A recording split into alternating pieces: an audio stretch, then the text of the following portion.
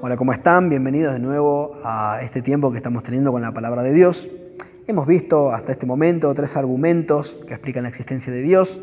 Hemos visto el argumento de contingencia, el argumento moral, el argumento ontológico, y hemos hablado acerca de cómo refutar a la fe cristiana, hablando de Cristo, su vida, su muerte, su resurrección. Hemos visto teorías en contra, y si no lo viste y tenés ganas, por favor, fíjate aquí, pedile a la persona que te has invitado o busca allí desde YouTube los videos anteriores también para poder disfrutar de esto.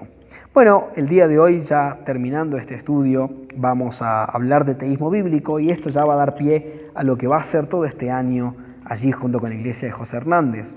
Les agradezco de nuevo la invitación a hacer este estudio. Para mí ha sido una bendición, es algo que me apasiona, comprender a Cristo y mostrar a través de la lógica también y de la realidad de que Dios no solamente es un Dios de una religión, sino que es un Dios real, que es un Dios que toca todo lo que atraviesa nuestras vidas, que es un Dios que está a través de todo lo que nos rodea. Vamos a ver entonces el teísmo bíblico. El teísmo bíblico podríamos definirlo como parte de la creencia de Dios, vamos a definirlo bien. El teísmo bíblico parte de la creencia de Dios como el ser superior que hizo el universo y lo sostiene, pero que va más allá. A través del estudio sistemático de la Biblia, lo que nosotros conocemos como teología, a través de este estudio llegamos a conocer a Dios en su esencia. Allí estudiamos su carácter, su naturaleza y cómo es su relación con el hombre. Bueno, hay gente que va a decir, bueno, ¿cómo definir a la Biblia como la verdadera palabra de Dios? ¿No? Eso quedaría para un estudio mucho más extenso también y muy interesante. Pero ahora vamos a concentrarnos entonces en lo que habíamos hablado y lo que yo te había dicho del primer estudio, ¿por qué abrazar la fe cristiana? ¿No? Y allá habíamos visto dos características, dos razones. La fe cristiana contiene una teología con una armonía perfecta entre lógica y fe, ¿no? Ahora vamos a ver esto. Y a través de ella, de la fe cristiana, podemos ver una coherencia absoluta en la relación entre Dios y el hombre. Vamos entonces a ver estas realidades. El mundo intenta definir la perfección a su manera. Es lo que hemos visto con algunos comentarios de algunos ateos en otros momentos, es lo que hemos estado hablando. Y acá vamos a ver algunas definiciones, ¿no?, de algunos grandes pensadores seculares. Vamos a ver, por ejemplo, a Karl Marx. Marx va a decir: la religión aporta satisfacciones imaginarias o fantásticas que desvían cualquier esfuerzo racional por encontrar satisfacciones reales. Nietzsche va a decir: fe es el deseo de no saber lo que es verdadero. Y Sartre va a decir: una vez que la libertad ha explotado en el corazón del hombre, los dioses ya no pueden hacer nada contra él. Ahora es muy interesante cómo cada uno de ellos va a hablar acerca de cosas puntuales. Marx va a hablar acerca de satisfacciones reales. Nietzsche va a hablar acerca de lo que es verdadero. Y Sartre va a hablar acerca de la libertad. Ahora, el mundo intenta definir aquello que más anhela, a su forma, sin Dios. El mundo va a buscar satisfacciones reales todo el tiempo, va a intentar decir que la satisfacción real, que en realidad parte de su subjetividad por cómo ellos lo ven, la satisfacción real de la vida es esto, es el amor, es el trabajo, es el éxito, es la superación personal, es el vencer mis miedos, es un sinfín de cosas. Y van a definirlo de una manera bastante adorable, por así decirlo, bastante emocional, si lo querés decir de otra manera. Nietzsche va a hablar acerca de lo que es verdadero, y es interesante porque Nietzsche va a ser uno de los autores que más va a utilizar conceptos bíblicos y va a usar una dialéctica y una forma de expresarse bastante bíblica, pero él va a estar en contra de todo esto y va a hablar acerca de que la fe es el deseo de no saber lo que es verdadero. Bueno, ahora vamos a ver a continuación cómo la fe y la lógica en realidad coexisten. Y Sartre va a hablar acerca de la libertad. Ahora, ¿libertad en qué sentido? Libertad en el sentido de que para mí ser libre es esto.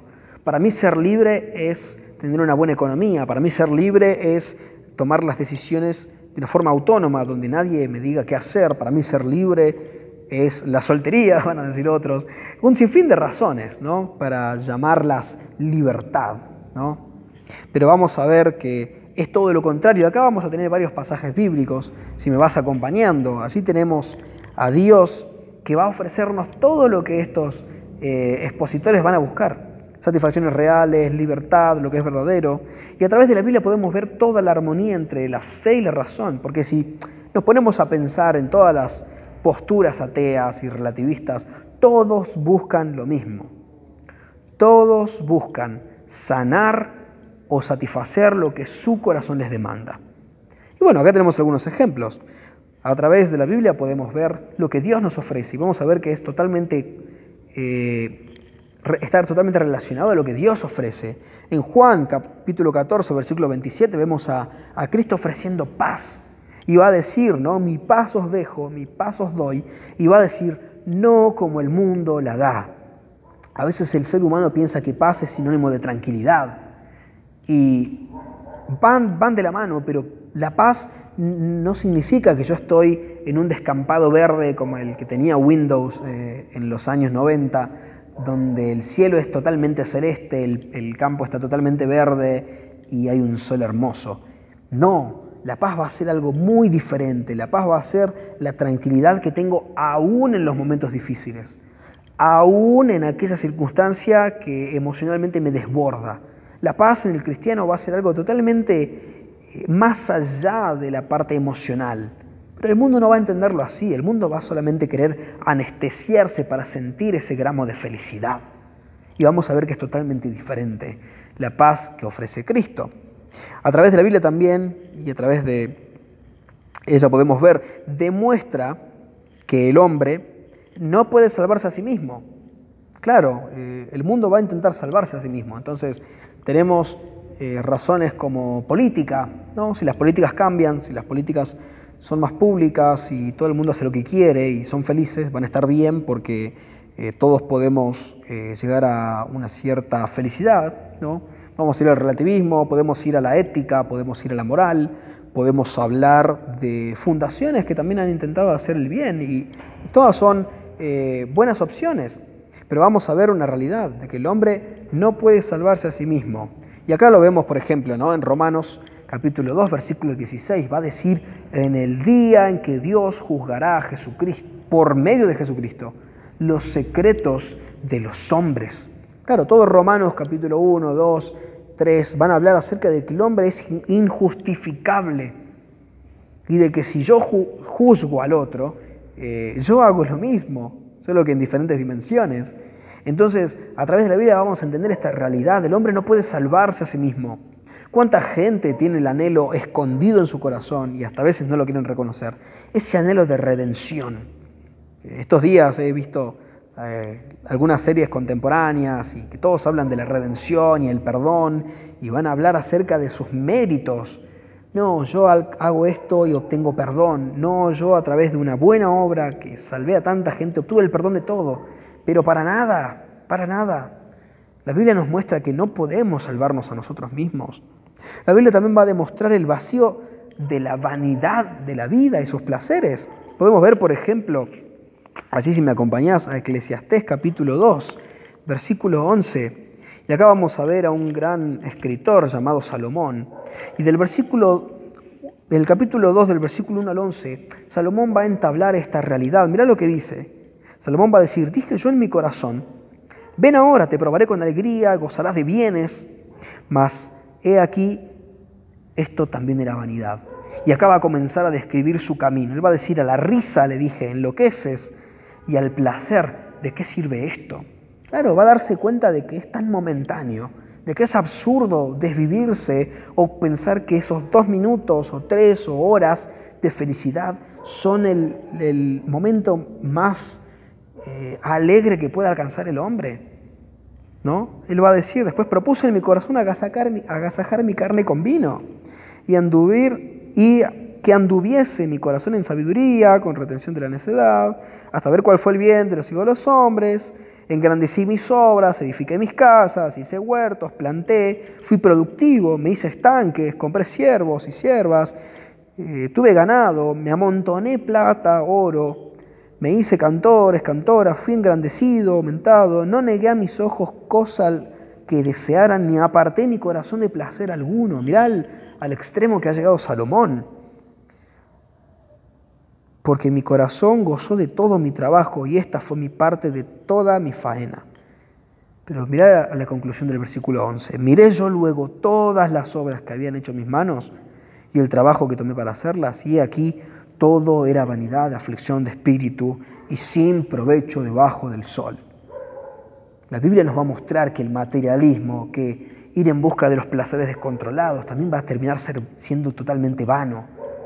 Recuerdo hace un tiempo una persona que había profesado su homosexualismo y había sentido que al fin era parte de algo grande, porque estaba con todo este movimiento, ¿no?, del LGTBI y demás. Pero cuando se dio cuenta que había cuestiones políticas detrás y él quiso dar un paso al costado, sus propios amigos, su propio entorno que le había ofrecido felicidad terminó dándole la espalda. Y él terminó viendo la realidad de que todo era vanidad, todo era solamente una pose. Y él terminó alejándose de ese lado. Y después de ver la vanidad de todo ese camino, él va a conocer a Cristo. Y él va a entender que lo que realmente él necesitaba era sanar, no necesitaba anestesiar su vida con todos los placeres, con toda la fiesta, con toda la locura de las masas. Él conoció a Cristo y él obtuvo realmente esa libertad que Sartre opina tener. Él abrazó lo verdadero que Nietzsche va a decir que va en contra de la fe.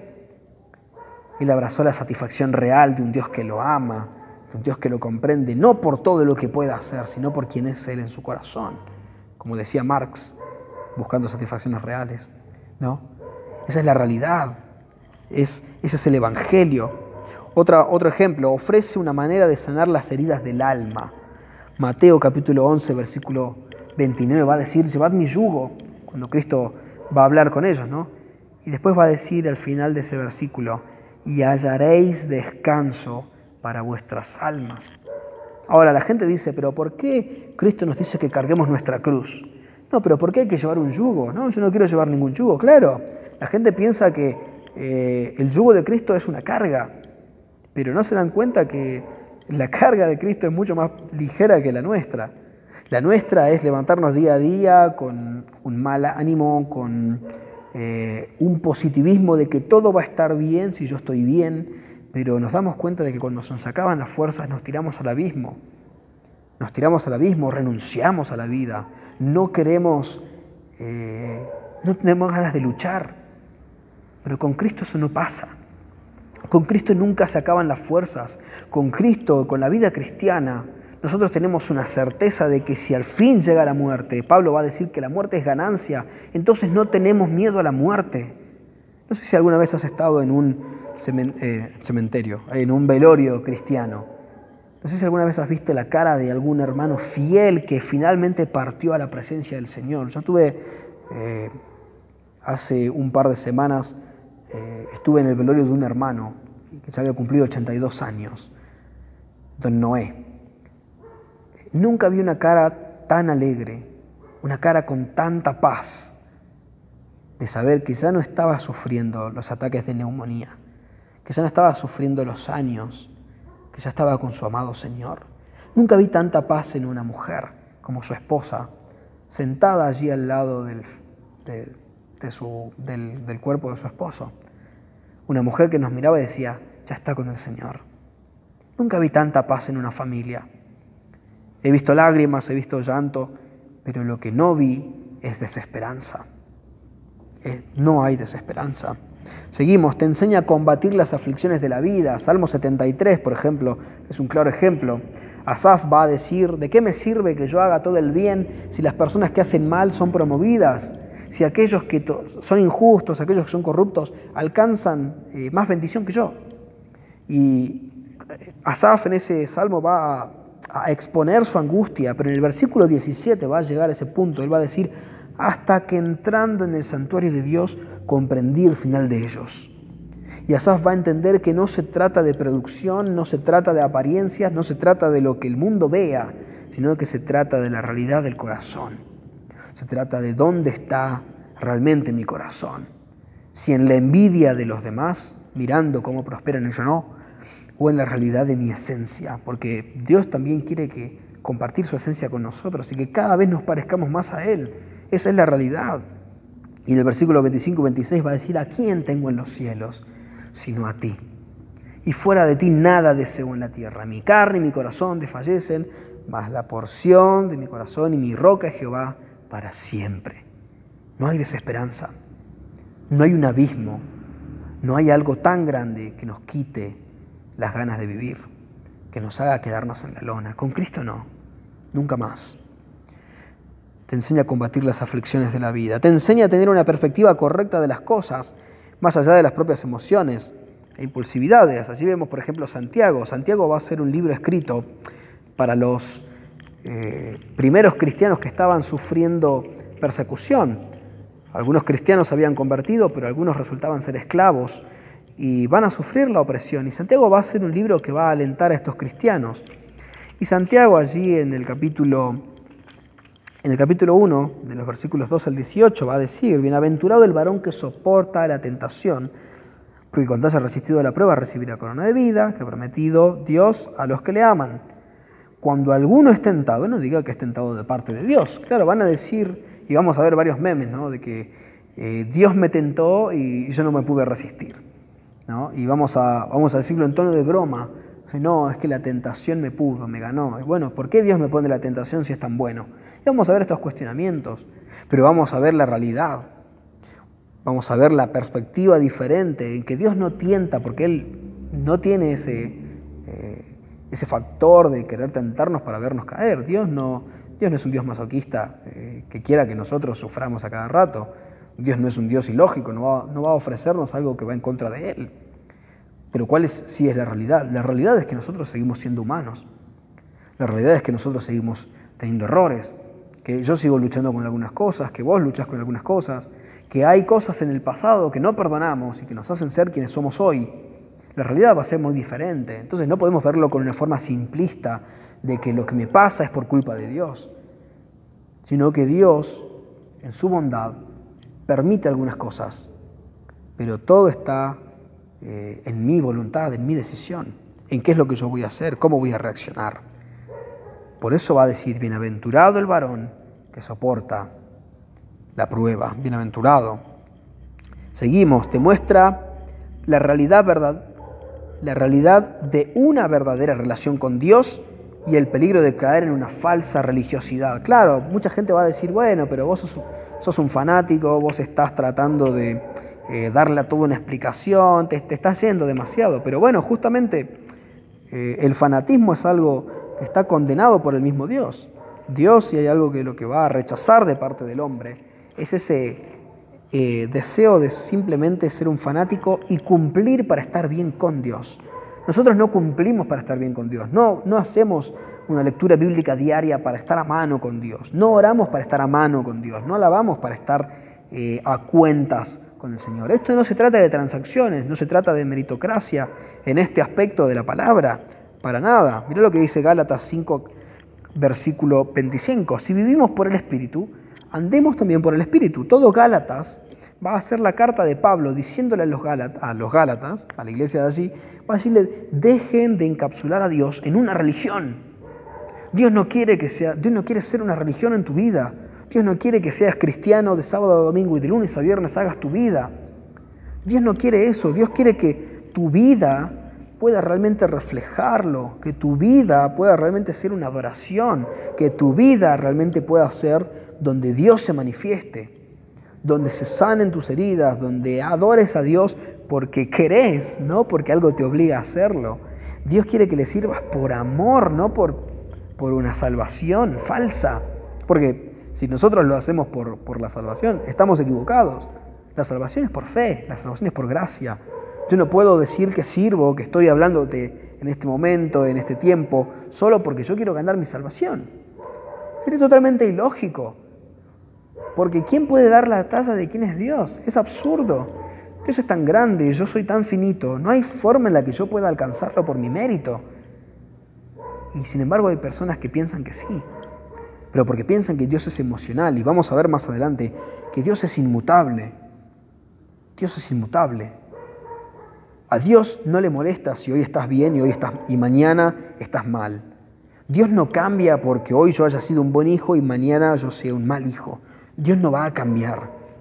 Él es inmutable. Lo que sí cambia es mi relación con Él. Y justamente por eso Él no quiere que yo tenga un ritualismo, una religiosidad. Justamente por eso Él quiere tener una relación personal y exclusiva conmigo. No una falsedad, con una linda camisa, una buena corbata, unos zapatos lustrados. Para nada. Y esto lo podemos ver también en otros pasajes como Malaquías y en algunos más. Vamos a seguir. Te enseña a tener una comunión genuina con Dios, lo que venimos hablando, y esto viene de la mano con el mismo concepto de la religiosidad. Mirá, por ejemplo, Proverbios capítulo 21, versículo 3. Lo voy a leer en otra versión. Dice, más que recibir ofrendas y sacrificios, es decir, más que recibir todo lo que yo le quiera dar a Dios, con que a Dios le va a gustar que yo haga esto, aquello, más que las ofrendas y sacrificios, Dios prefiere que se haga justicia y se practique la honradez. Qué difícil es esto el día de hoy, ¿eh? Una persona honrada. La honra es algo que hemos tenido muy de lado. No somos una generación que use la palabra incluso. Podríamos decirlo de otra manera, quizás lealtad, o quizás firmeza, rectitud, que seamos rectos, que seamos personas íntegras. Dios no quiere toda la pomposidad de lo que podamos hacer. A Dios le gusta más que hagamos justicia. ¿Qué es hacer justicia? Bueno, si hay que perdonar algo, perdonarlo. Si hay que hacer lo correcto, por más que no nos gusta, yo sé que eso le agrada a Dios. Y no lo hago para estar a favor con Él, sino porque me nace. Esa es la relación genuina de un hijo de Dios. No lo hacemos para quedar bien con. lo hacemos porque ya parte de nosotros el deseo de hacerlo. Hace tiempo, y si me dejas contarte un poquito de mi historia, yo estaba totalmente alejado. Vivía una religión. Pensaba que Dios era de sábado a domingo y yo era libre, pero no, para nada. Dios quería una relación y era algo muy diferente. Hasta que entendí esa realidad. Y así comenzó a cambiar. Y de la nada los deseos de tomar alcohol, de salir, desaparecieron. Y mis amigos me preguntan, ¿pero no tenés ganas de volver? Che, ¿no querés ser como antes? La verdad que no tengo la necesidad. No tengo la necesidad de tomar hasta estar alcoholizado, porque ya no tengo esos vacíos. Y si me lo preguntás, para mí es algo increíble. Ya no tengo la necesidad de anestesiar mi corazón, porque mi corazón ya está sano. Porque ahora conozco a Cristo como verdaderamente debe ser conocido. Y seguimos la final. Te enseña a tener una comunión genuina con Dios, dijimos, pero también con tus hermanos en la fe. Y creo que esto es algo por lo que hemos sido bastante criticados.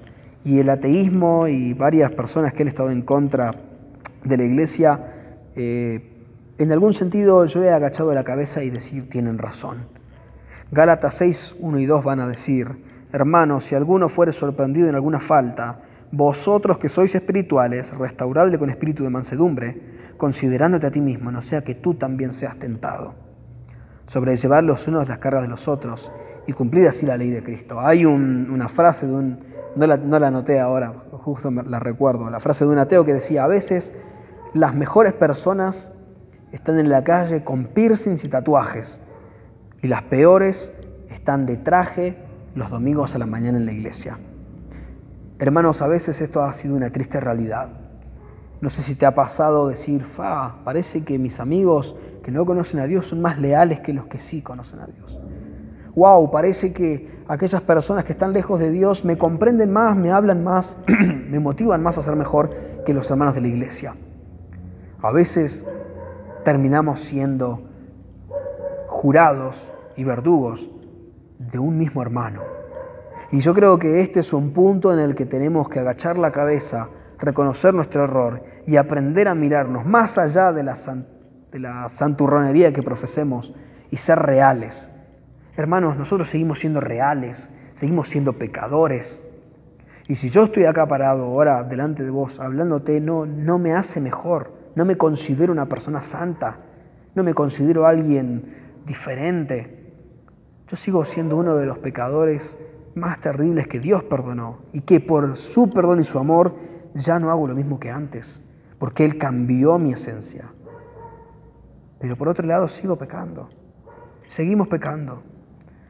No finjamos que somos perfectos, no profesemos delante de la gente una religión, pero por sobre todo, no dejemos de darle la mano al hermano, darle la mano al caído. No dejemos de ser reales y de ayudarnos como debe ser. Entonces allí vimos la armonía perfecta entre la lógica y la fe. Entonces ahora podemos hablar también de la coherencia absoluta y como dijimos recién, ¿no? Dios es inmutable, Dios no cambia conforme a si yo estoy bien o estoy mal. Yo lo veo diferente, pero Él sigue siendo el que es. Ahora, la relación entre el hombre y Dios parte de quién es Dios en esencia y quién es el hombre. Podemos ver, por ejemplo, Dios no es absurdo. Entonces, la teología nos va a mostrar que, como Dios no es absurdo, por tanto, Dios no va a demandar de nosotros cosas absurdas. Por eso Dios no demanda un ritualismo que yo puedo hacerlo sin el corazón, sin todo el sentimiento, yo puedo cumplir. Pero Dios no va a demandar algo absurdo, porque Dios no es absurdo.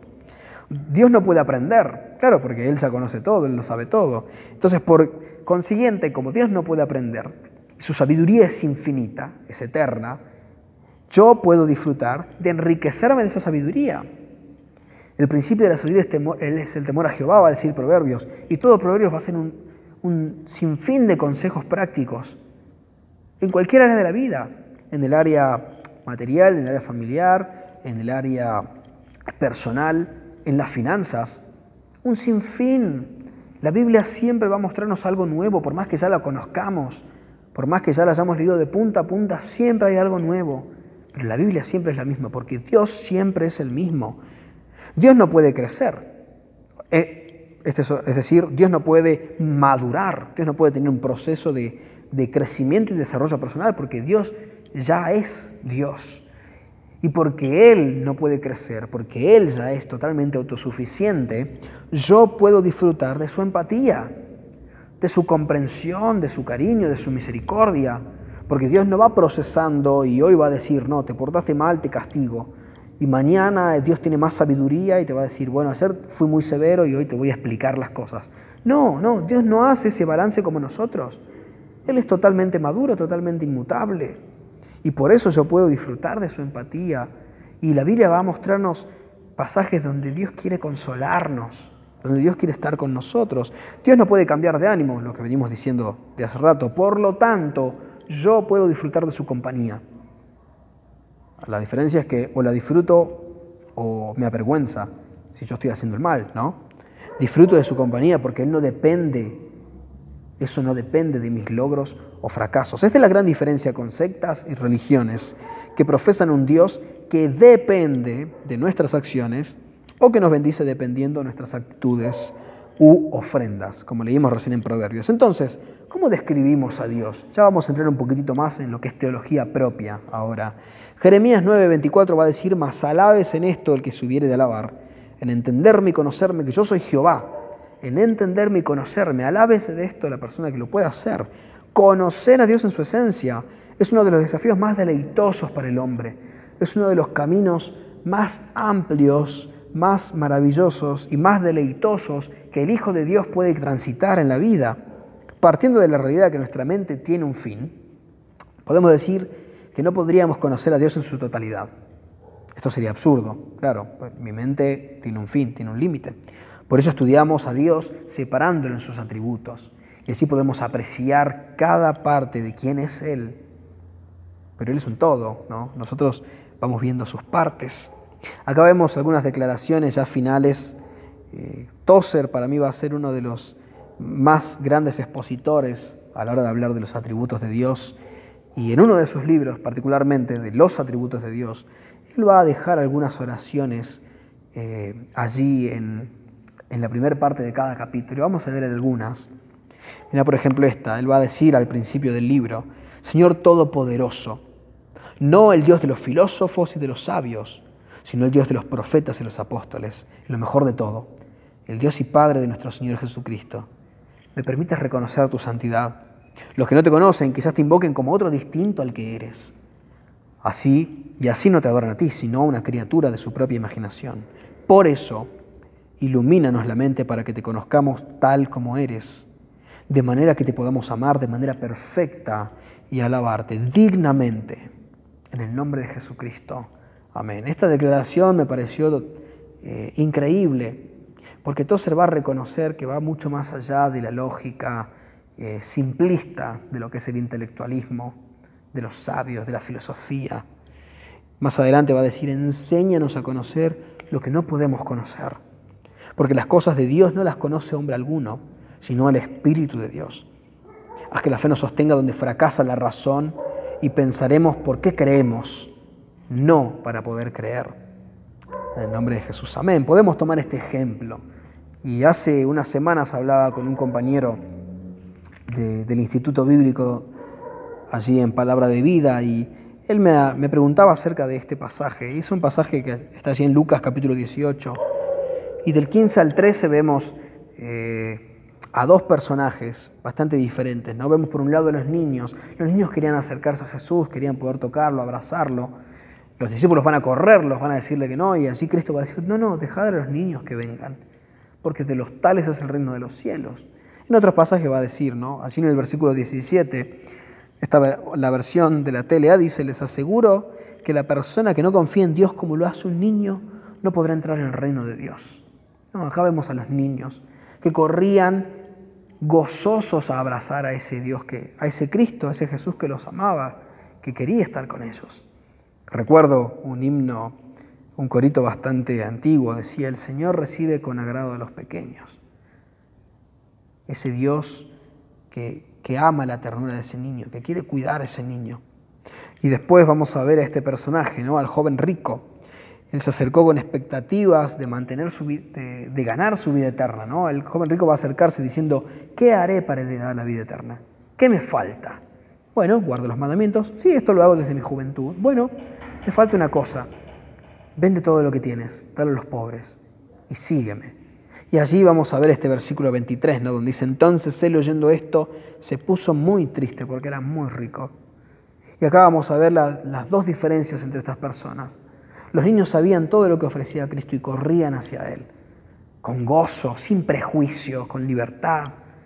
Mas el joven rico va a decir, no, yo tengo muchas cosas. Y allí vemos claramente dónde estaba su corazón. Eso pasa con cada uno de nosotros. A veces en el balance de nuestra vida pensamos que una relación es más importante que Dios, que una economía es más importante que Dios, que un trabajo es más importante que Dios, que la familia es más importante que Dios, y vamos poniendo excusas de por qué no seguimos a Dios del todo. Ojalá todos tuviéramos la facultad de un niño, sabiendo lo que Dios ofrece, correr a Él con alegría. Esta es la gran diferencia entre los corazones. Acá vemos otra realidad, y ya nos acercamos a la última parte, ¿no? Lewis va a decir, va a dejar en claro una realidad que vimos también la última vez. Él va a decir, si la felicidad de un hombre consiste en su rendición, en rendirse a Cristo, en rendirse a caminar una vida con Cristo y decidir hacer lo que Él quiere, si la felicidad del hombre consiste en esa rendición, nadie puede hacer tal rendición sino la persona misma. Y ella puede rehusar hacerla. Yo puedo renunciar a aceptar a Cristo. Lewis va a terminar diciendo, yo pagaría cualquier precio para poder decir honestamente, todos serán salvos, pero mi razón se revela, con su voluntad o sin ella. Y acá ya terminando, vemos este pasaje allí en Apocalipsis, donde Cristo dice, ¿no? Yo estoy a tu puerta y llamo. Si oyes mi voz y me abres, entraré en tu casa y cenaré contigo. Aquí él estaba hablando a la iglesia de la Odisea, una iglesia tibia, una iglesia que piensa que está completa, una iglesia que piensa que es feliz, una iglesia que dice, todos nos llevamos bien, todos estamos de acuerdo, todo funciona de maravilla, pero se estaban olvidando de lo más importante, de que no se trataba de estar todos bien, todos de acuerdo en lo que a todos nos parece, sino que se trataba de estar de acuerdo con Dios y de lo que a Él le parece. Y allí nosotros podemos entender lo que veníamos hablando del principio. Dios quiere vivir una teocracia en nuestras vidas, en nuestros corazones. ¿Qué es una teocracia? Bueno, es vivir todo lo que nos pasa alrededor teniendo a Cristo en el medio, teniendo a Dios en el medio, teniendo su palabra, teniendo su ley, su justicia, su moral en el medio. Entonces, a través de eso yo puedo decir, si a Dios no le gusta, a mí no me gusta. Si a Dios le parece incorrecto, a mí también me parece incorrecto.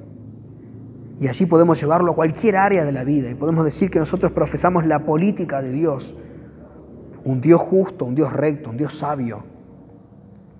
Pero nada de esto puede ocurrir si yo no abro la puerta de mi corazón, si yo no abro la puerta de mi mente y decido confiar en ese Dios que envió a su Hijo, como vimos, el Cristo histórico, que envió a ese ser tan maravilloso como lo fue Jesús, que era parte misma de la deidad, que va a encarnarse y que va a decidir tomar aspecto de hombre, que va a decidir caminar entre nosotros y va a decidir ir a la cruz.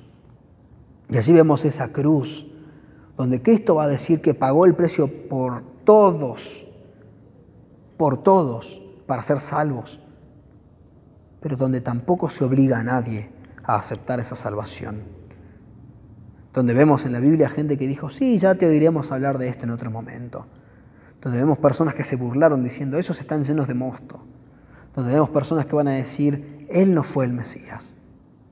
Donde vemos hoy a tantas personas diciendo, yo puedo ser feliz sin Dios. Pero hemos visto que la Biblia nos ofrece, Dios nos ofrece a través de su palabra, muchas cosas que el mundo solo las ofrece a través de anestesias. Entonces es tu decisión. Si querés ser una persona que vive de anestesias, muy bien, podés engañarte toda la vida, pero el vacío que sentís adentro nunca se va a ir. La ansiedad, la depresión, la angustia, la falta de relaciones estables, la falta de una buena crianza, una buena familia, un buen futuro, nada es posible. Todo va a ser anestesiado, todo puede ser llevado a cabo, Y es más, va a surgir este grupo llamado los moralistas, que van a decir que es posible. Y ellos van a vivir una vida bastante recta delante de la gente y van a ser plausibles, pero la realidad es que el estándar de Dios es mucho más alto que el nuestro. Y la codicia de ojos es considerada adulterio y el odio es considerado asesinato. Entonces, Él está a tu puerta y llama. Hoy tienes la oportunidad de abrirle tu puerta para que Él cene contigo. Hoy tenemos la oportunidad de conocer ese Dios tan maravilloso y que realmente sea un pragmatismo, que realmente sea una experiencia vivida, que no sea una religión, un ritualismo, que no sea estar en paz o acuerdo o a mano con Dios. No, nada de eso. Hoy puede ser real, pero no va a ocurrir si no tomamos una decisión.